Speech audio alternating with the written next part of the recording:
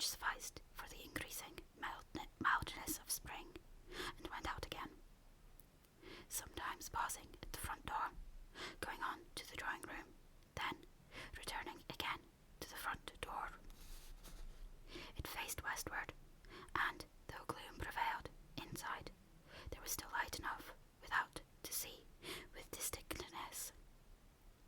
Mrs. Clare, who had been sitting in the drawing room, followed him hither. "Plenty of time yet," said the vicar. "He doesn't reach Chalk Newton till 6, even if the train should be punctual, and 10 miles of country road, 5 of them in Grimmercrock Lane, are not jogged over in a hurry by our old horse. But he has done it in an hour with us, my dear, years ago." Thus they passed the minutes, each well knowing that this was only waste of breath, the one essential being simply to wait. At length there was a slight noise in the lane, and the old pony chaise appeared, indeed, outside the railings. They saw a light, therefore, a form which they affected to recognise, but would actually have passed by in the street without identifying, had he not gone out of their carriage at that particular moment when a particular person was due. Mrs. Clare rushed through the dark passage to the door, and her husband came more slowly after. The new arrival, who was just about to enter, saw their anxious faces in the doorway, and the gleam of the west in their spectacles, because they confronted the last rays of day, but they could only see his shape against the light. "Oh, my boy, home again at last," cried Mrs. Clare, who cared no more at that moment for the stains of heterodoxy which had caused all this separation than for the dust upon his clothes. What woman, indeed, among the most faithful adherents of the truth, believes the promises and threats of the word in the sense in which she believes in her own children, or would not throw her theology to the wind if weighed against their happiness? As soon as they reached the room where the candles were lighted, she looked at his face. "Oh, it is not Angel, not my son, the angel who went away," she cried in all the irony of the sorrow as she turned herself away. His father, too, was shocked to see him, so reduced was that figure from its former contours by worry and the bad season that Clare had experienced, in the climate to which he had so rashly hurried in his first aversion to the mockery of events at home. You could see the skeleton behind the man, and almost the ghost behind the skeleton. He was Crivelli's dead Christus. His sunken eye pits were of morbid hue, and the light in his eyes had waned.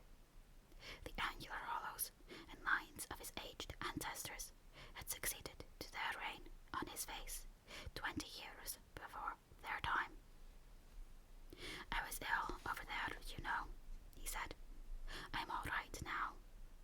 As if, however, to falsify this assertion, his legs seemed to give way, and he suddenly sat down to save himself from falling. It was only a slight attack of faintness, resulting from the tedious day's journey and the excitement of arrival. "Has any letter come from me lately?" he asked. Only one had recently come. Others, which had arrived a few weeks earlier, they had sent on to him, not knowing he would start for home so soon. He hastily opened the letter produced, and was much disturbed to read in Tess's handwriting the sentiments expressed in her last hurried scrawl to him. "Oh, why have you treated me so monstrously, Angel? I do not deserve it. I have thought it all over carefully, and I can never, never forgive you. You know that I did not intend to wrong you. Why have you so wronged me? You are cruel, cruel indeed. I will try to forget you. It is all injustice I have received at your hands. T." "It is quite true," said Angel, throwing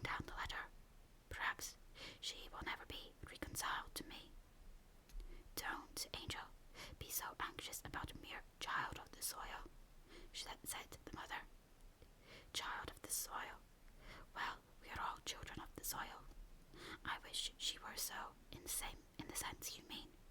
But let me now explain to you what I have never explained before, that her father is a descendant in the male line of one of the oldest Norman houses, like a good many others who lead obscure agricultural lives in our villages and are dubbed sons of the soil.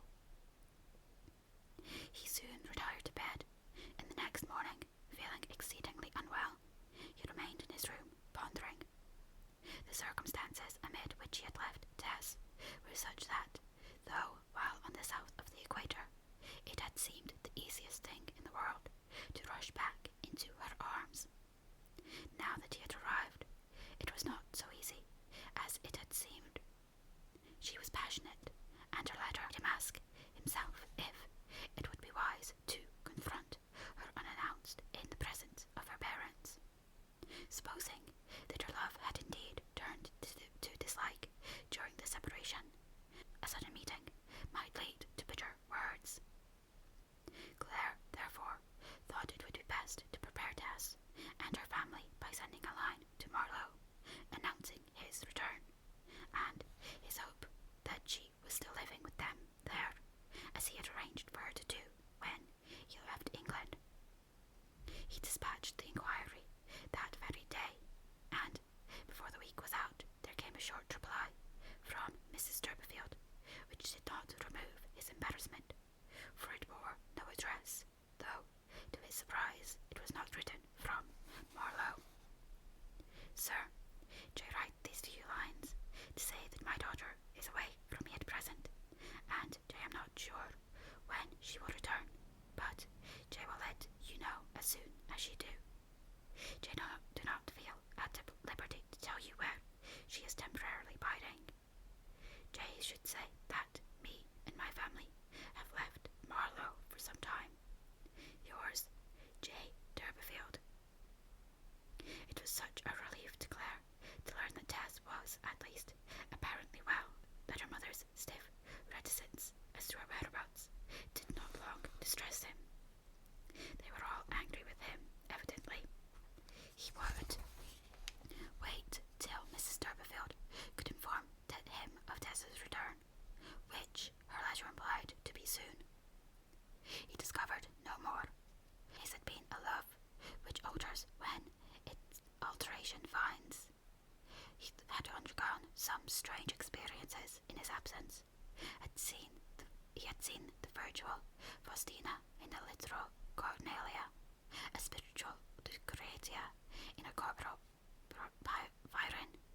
He had thought of the woman taken and set in the midst as one deserving to be stoned, and of the wife of Uriah being made a queen, and he had asked himself why he had not judged Tess constructively rather than biographically, by the will rather than by the deed.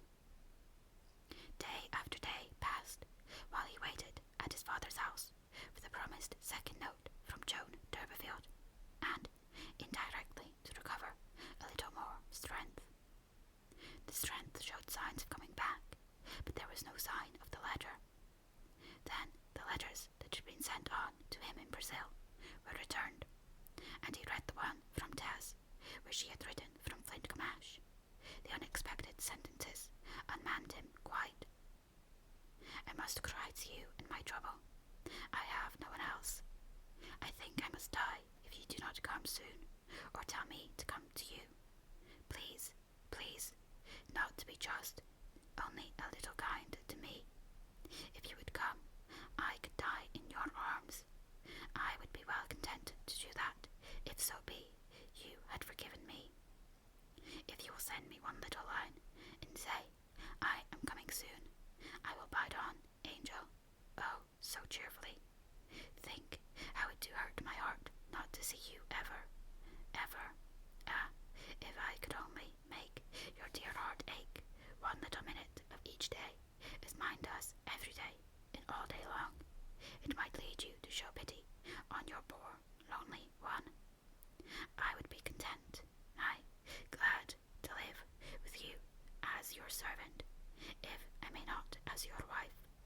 so that I could only be near you and get glimpses of you and think of you as mine. I long for only one thing in heaven or earth or under the earth, to meet you, my own dear. Come to me and save me from what threatens me. Claire's eyes were blinded with tears as, springing wildly up to go and find her immediately, he asked his father if she had applied for any money during his absence. His father returned a negative, and then, for the first time, it occurred to Angel that her pride had stood in her way. From his remarks, his parents now, for the first time, gathered the real reason for the separation, and their Christianity was such that, reprobates being their especial care, the tenderness towards Tess, which her blood, her simplicity, even her poverty, had not engendered, was instantly excited by her sin. Whilst he was hastily packing together a few articles for his journey, he glanced over a poor, plain missive also lately come to hand, the one from Marianne and Isuit, beginning, "Honoured Sir, look to your wife if you do love her as much as she do love you," and signed, "From two well-wishers." Chapter 54. In a quarter of an hour, Claire was leaving the house, whence his mother watched his thin figure as it disappeared into the street. He had declined to borrow his father's old mare, well knowing of its necessity to the household. He went to the inn, where he hired a trap, and could hardly wait during the harnessing. In a very few minutes, after he was driving up the hill, out of the town which, 3 months earlier in the year, Tess had descended with such hopes and ascended with such shattered purposes. Benville Lane soon stretched before him, its hedges and trees purple with buds. But he was looking at other things, and only recalled himself to the scene sufficiently to enable him to keep the way. In something less than an hour and a half, he had skittered the south of the King's Hintock estates, and ascended to the untoward solitude of Cross in Hand, the unholy stone whereon Tess had been compelled by Alec d'Urberville, in his converted character, to swear the strange oath that she would never wilfully tempt him again. The pale and plastered nettle stems of the preceding year even now lingered nakedly in the banks, young green nettles of the present spring growing from their roots. Thence he went along the verge of the upland overhanging the other Hindocks, and, turning to the right, plunged into the bracing, calcareous region of Lindcombe Ash, the address from which she had written to him in one of the letters, and which he supposed to be the place of sojourn referred to by her mother. Here, of course, he did not find her, and what happened to his depression was the discovery that no Mrs. Clare had ever been heard of by the cottagers, or by the farmer himself, though Tess was remembered well enough by her Christian name. His name she had obviously never used during their separation, and her dignified sense of their total severance was shown not much less by this abstination than by the hardships she had chosen to undergo, of which he now learned for the first time, rather than apply to his father for more funds. From this place, they told him, Tess d'Urberville had gone, without due notice, to the home of her parents on the other side of Blackmoor, and it, therefore, became necessary to find Mrs. d'Urberville. She had told him that she was not now at Marlow, and had been curiously reticent as to her actual address, and the only course was to go to Marlow and inquire for it. The farmer who had been so churlish with Tess was quite smooth-tongued to Clare, and lent him a horse and man to drive him to Marlow, the gig he had arrived in being sent back to a minister, for the limit of a day's journey with that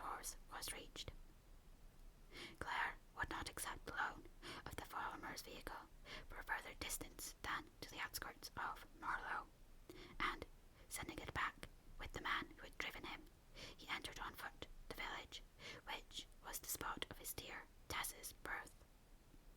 It was as yet too early in the year for much colour to appear in the gardens and foliage. The so-called spring was but winter, overlaid with a thin coat of greenness, and it was of a parcel with his expectations. The house in which Tess had passed the years of her childhood was now inhabited by another family who had never known her. The new residents were in the garden, taking as much interest in their own doings as if the homestead had never passed its primal time in conjunctions with the histories of others, besides which the histories of these were but as a tale that is told. They walked about the garden paths with thoughts of their own concerns entirely uppermost, bringing their actions at every moment into jarring collision with the dim figures behind them, talking as though the time when Tess lived there were not one whit intenser in story than now. Even the spring birds sang over their heads, as if they thought there was but nobody missing in particular. On inquiry of these precious innocents, to whom even the name of their predecessors was a failing memory, Claire learned that John Turberfield was dead, that his widow and children had left Marlow, declaring they were going to live at Kingsborough, but instead of doing so, had gone on to another place they named. By this time Claire abhorred the house for ceasing to contain Tess, and hastened away from its hated presence without once looking back. His way was by the field in which he had first beheld her at the dance. It was as bad as the house, even worse. He passed on through the churchyard, where, amongst the new headstones, he saw one of a somewhat superior design to the rest. The inscription ran thus: "In memory of John Turberfield, rightly Turberville, of the once powerful family of that name, and direct descendant, through an illustrious line, from Sir Brian Turberville, one of the knights of the Conqueror, died March 18th, 18. How are the mighty fallen?" Some man, apparently the sexton, had observed Claire standing there, and drew nigh. "Ah, sir, now that's a man who didn't want to lie here, but wished to be carried to Kingsborough, where his ancestors be." "And why didn't they respect his wish?" "Oh, no money. Bless your soul, sir, why, there, I wouldn't wish to say it everywhere, but even his headstone, for all the flourish he wrote upon it, is not paid for." "Ah, who put it up?" The man told the name of a mason in the village, and, on leaving the churchyard, Claire called at the mason's house. He found that the statement was true, and paid the bill. This done, he turned in the direction of the migrants. The distance was too long for a walk, but Claire felt such a strong desire for isolation that at first he would neither hire a conveyance nor go to a circuitous line of railway by which he might eventually reach the place. At Shaston, however, he found he must hire, but the way was such that he did not enter Jones Place till about 7 o'clock in the evening, having traversed a distance of over 20 miles since leaving Marlow. The village being small, he had little difficulty in finding Mrs. Turberfield's tenement, which was a house in a walled garden, remote from the main street, where she stowed away her awkward old furniture as best she could. It was plain that, for some reason or other, she had not wished him to visit her, and he felt his call to be somewhat of an intrusion. She came to the door herself, and the light from the evening sky fell upon her face. This was the first time that Claire had ever met her, but he was too preoccupied to observe more than that she was still a handsome woman in the garb of a respectable widow. He was obliged to explain that he was Tess's husband, and his object in coming there, and he did it awkwardly enough. "I want to see her at once," would write to me again, but you have not done so. Because she have not come home, said Joan. Do you know if she is well? I don't, but you ought to, sir, said she. I admitted. Where is she staying? From the beginning of the interview, Joan had disclosed her embarrassment by keeping her hand to the side of her cheek. I don't know exactly where she is staying, she answered. She was, but where was she? Well, she is not there now. In her evasiveness, she paused again, and the younger children had by this time crept to the door, where, pulling at his mother's skirts, the youngest murmured, Is this the gentleman who is going to marry Tess? He has married her, Joan whispered. Go inside. Claire saw her efforts for reticence and asked, Do you think Tess would wish me to try and find her? If not, of course, I don't think she would. Are you sure? I am sure she wouldn't. He was turning away, and then he thought of Tess's tender letter. I am sure she would, he retorted passionately. I know her better than you do. That's very likely, sir, for I have never really known her. Please tell me her address, Mrs. Turberfield, in kindness to a lonely, wretched man. Tess's mother again restlessly swept her cheek with her vertical hand, and, seeing that he suffered, she said at last, in a low voice, She is at Sandbourne. Ah, where there? Sandbourne has become a large place, they say. I don't know more particularly than I have said. Sandbourne. For myself, I was never there. It was apparent that Joan spoke the truth in this, and he pressed her no further. Are you in want of anything? He said gently. No, sir, she replied. We are fairly well provided for. Without entering the house, Claire turned away. There was a station 3 miles ahead, and, paying off his coachman, he walked thither. The last train to Sandbourne left shortly after, and it bore Claire on its wheels. Chapter 55. At 11 o'clock that night, having secured a bed at one of the hotels and telegraphed his address to his father immediately on his arrival, he walked out into the streets of Sandbourne. It was too late to call on or inquire for anyone, and he reluctantly postponed his purpose till the morning. But he could not retire to rest just yet.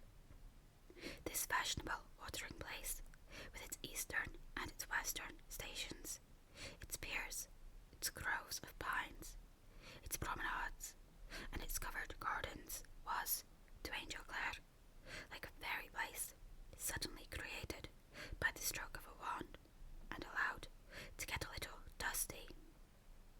An outlying eastern tract of the enormous Ecton waste was close at hand, yet on the very verge of that tawny piece of antiquity, such a glittering novelty as this pleasure city had chosen to spring up.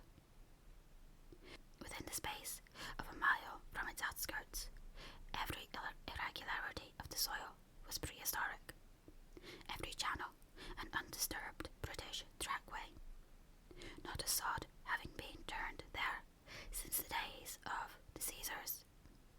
Yet the exotic had grown here, suddenly, as the prophets scored, and had drawn hither Tess. By the midnight lamps, he went up and down the winding ways of this new world in an old one, and could discern between the trees and against the stars the lofty roofs, chimneys, gazebos, and towers of the numerous fanciful residences of which the place was composed. It was a city of detached mansions, a Mediterranean lounging place on the English Channel, and, as seen now by night, it seemed even more imposing than it was. The sea was near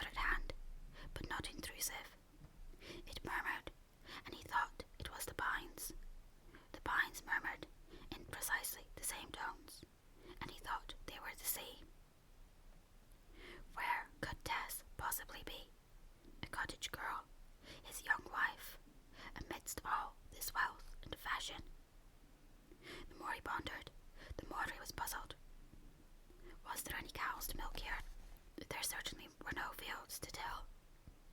She was most probably engaged to do something in one of these large houses, and he sauntered along, looking at the chamber windows and their lights going out one by one, and wondered which of them might be hers. Conjecture was useless, and just after 12 o'clock he entered and went to bed. Before putting out his light, he reread Tess's impassioned letter. Sleep, however, he could not. So near her, yet so far from her, and he continually lifted the window blind and regarded the backs of opposite houses, and wondered behind which of the sashes she reposed at that moment. He might almost as well have sat up all night. In the morning he rose at 7, and shortly after went out, taking the direction of the chief post office. At the door he met an intelligent postman coming out with letters for the morning delivery. "Do you know the address of a Mrs. Clare?" asked Angel.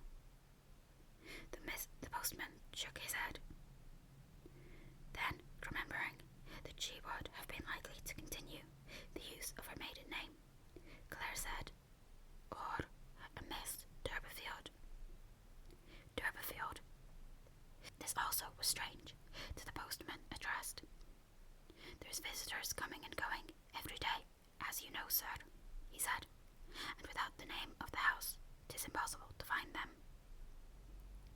One of his comrades, hastening out at that moment, the name was repeated to him.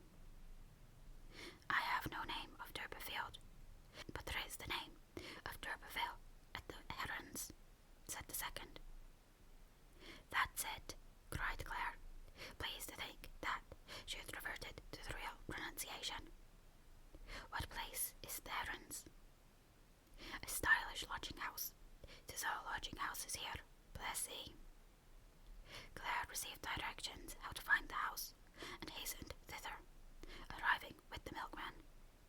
The Herons, though an ordinary villa, stood in its own grounds, and was certainly the last place in which one would have expected to find lodgings, so private was its appearance. If poor Tess was a servant here, as he feared, she would go to the back door to that milkman, and he was inclined to go thither also. However, in his doubts, he turned to the front and rang. The hour being early, the landlady herself opened the door. Claire inquired for Teresa D'Urberville or D'Urberville. "Mrs. D'Urberville." "Yes." Tess, then, passed as a married woman, and he felt glad, even though she had not adopted his name. "Will you kindly tell her that a relative is anxious to see her?" "It is rather early. What name shall I give, sir?" "Angel." "Mr. Angel?" "No, Angel. It is my Christian name. She'll understand." "I'll see if she is awake." He was shown into the front room, the dining room, and looked out through the spring curtains at the little lawn and the rhododendrons and other shrubs upon it. Obviously her position was by no means so bad as he had feared, and it crossed his mind that she must somehow have claimed and sold the jewels to attain it. He did not blame her for one moment. Soon his sharpened ear detected footsteps upon the stairs, at which his heart thumped so painfully that he could hardly stand firm. "Dear me, what will she think of me, so altered as I am?" he said to himself, and the door opened. Tess appeared on the threshold, not at all as he had expected to see her, bewilderingly otherwise indeed. Her great natural beauty was at last rendered full justice by her attire. She was loosely wrapped in a rich cashmere dressing gown of grey-white, embroidered in half-mourning tints, and she wore slippers of the same hue. Her neck rose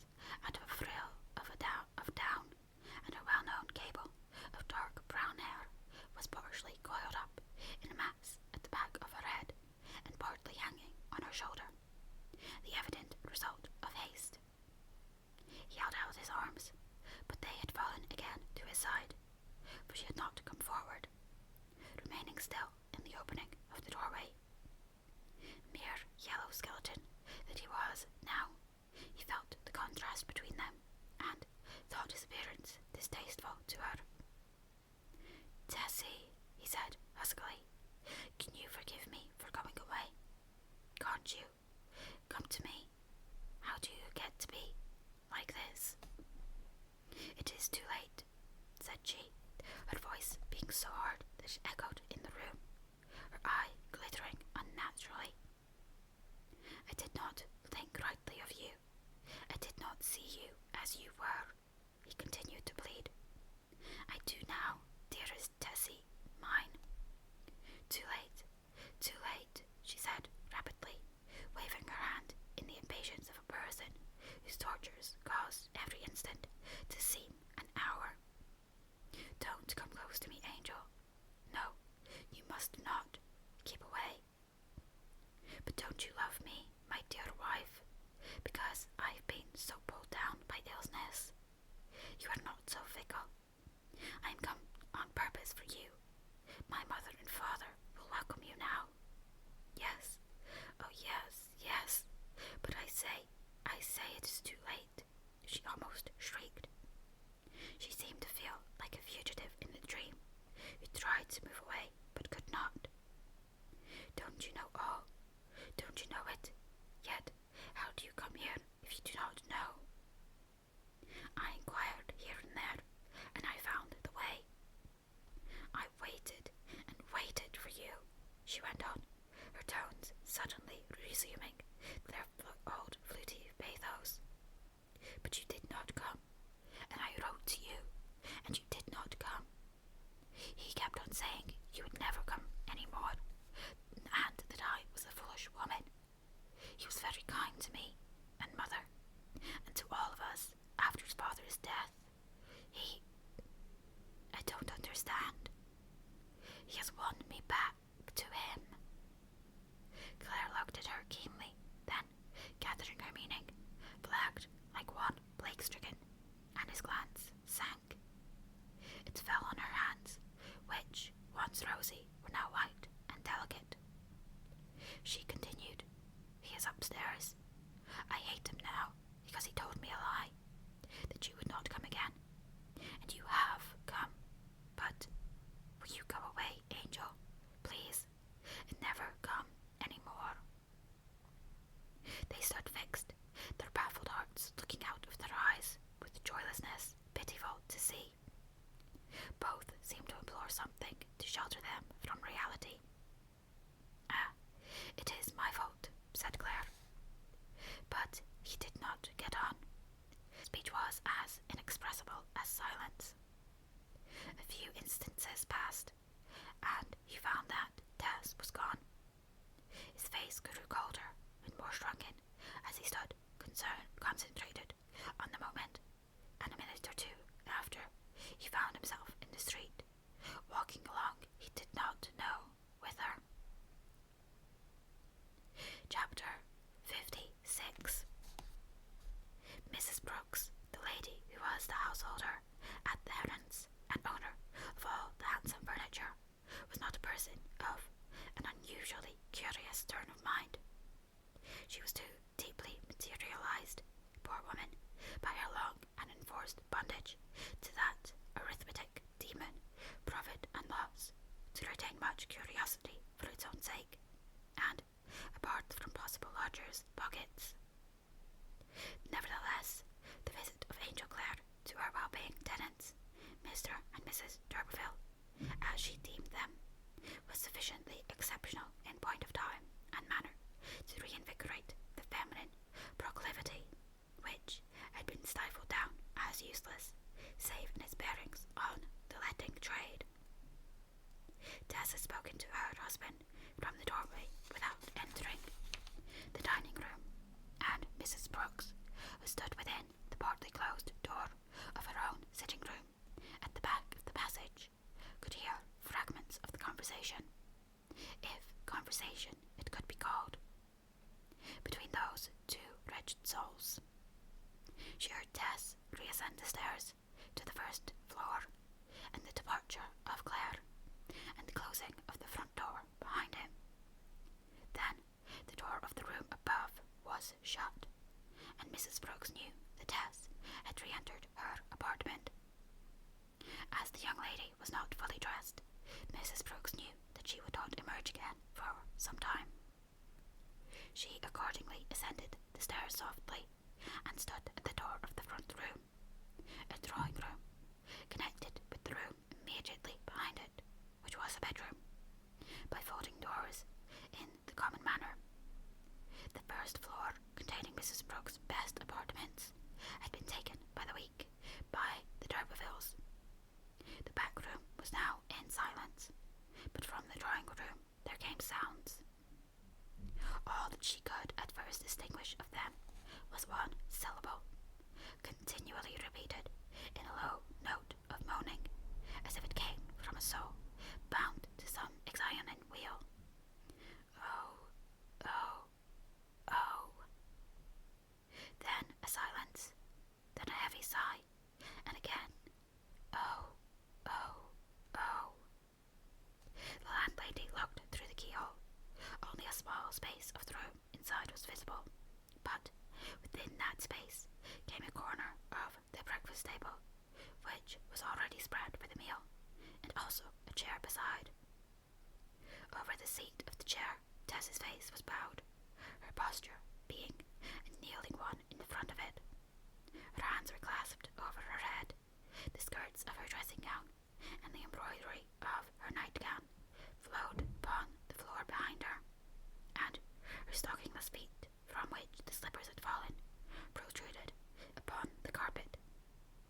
It was from her lips that came the murmur of unspeakable despair. Then a man's voice from the adjoining room. "What's the matter?" She did not answer, but went on, in a tone which was a soliloquy rather than an exclamation, and a dirge rather than a soliloquy. Mrs. Brooks could only catch a portion. "And then my dear, dear husband came home to me, and I did not know it, and you had used your cruel persuasions upon me. You did not stop using it. No, you did not stop. My little sisters and brothers and my mother's needs, they were the things you moved me by, and you said my husband would never come back. Never. And you taunted me and said what a simpleton I was to expect him. And at last I believed you and gave way. And then he came back. Now he was gone a second time, and I have lost him now forever, and he will not love me the littlest bit ever any more, only hate me. Oh yes, I have lost him now, again, because of you." In writhing with her head on the chair, she turned her face towards the door, and Mrs. Brooks could see the pain upon it, and that her lips were bleeding from the clench of her teeth upon them, and that the long lashes of her closed eyes stuck in wet tags to her cheeks. She continued, "And he is dying. He looks as if he is dying. And my sin will kill him, and not kill me. Oh, you have torn my life all to pieces, made me a victim, a caged bird. My own true husband will never, never. Oh God, I can't bear this. I cannot." There were more words from the man, then a sudden rustle. She had sprung to her feet. Mrs. Brooks, thinking that the speaker was coming to rush out of the door, hastily retreated down the stairs. She need not have done so, however, for the door of the sitting room was not opened, but Mrs. Brooks felt it unsafe to watch on the landing again, and entered her own parlour below. She could hear nothing through the floor, although she listened intently, and thereupon went to the kitchen to finish her interrupted breakfast. Coming up presently to the front room on the ground floor, she took up some sewing, waiting for her lodgers to ring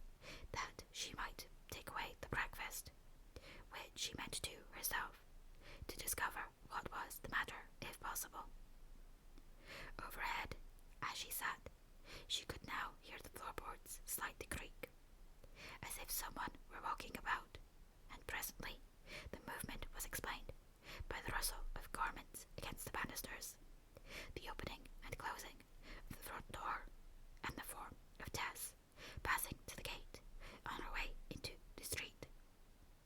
She was fully dressed now in the walking costume of a well-to-do young lady in which she had arrived, with the sole addition that, over her hat in black feathers, a veil was drawn.